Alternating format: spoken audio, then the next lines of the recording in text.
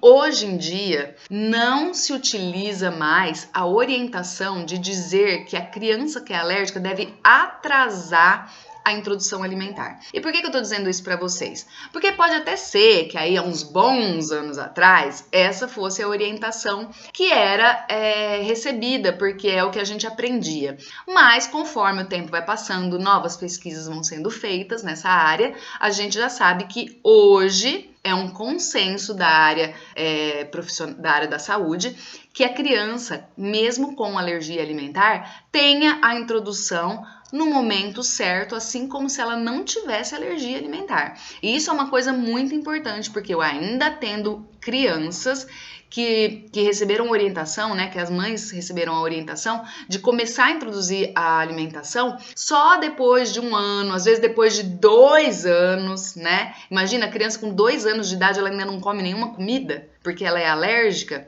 Inclusive, hoje já existem vários estudos que comprovam que atrasar a introdução alimentar também aumenta as chances da criança desenvolver outras alergias alimentares. Então, fiquem bem atentas a isso, tá? A gente, de um modo geral, diz que a criança deve começar a introdução alimentar aos 6 meses de idade. Então, é do 0 aos 6 meses de idade, somente aleitamento materno ou o uso da fórmula na ausência do leite materno. E a partir dos 6 meses começa a introdução alimentar. Só que a gente tem alguns detalhes importantes que a gente precisa prestar atenção na hora de saber o momento certo da introdução alimentar. A gente tem alguns sinais físicos na própria criança. A própria criança vai sinalizar pra gente que ela tá pronta para receber uma alimentação complementar além do leite, né? Quais são esses sinais? Então a gente vai perceber, por exemplo, que é uma criança que já fica mais ereta, mais durinha, né? A criança pode até ser que ela, para ficar sentadinha, ela precise de algum apoio, mas pelo menos a cabeça ela já mantém sozinha. Então não é aquela criança que ainda pende a cabecinha, sabe? Se o seu bebê tem aí 5, 6 meses, principalmente se ele nasceu prematuro,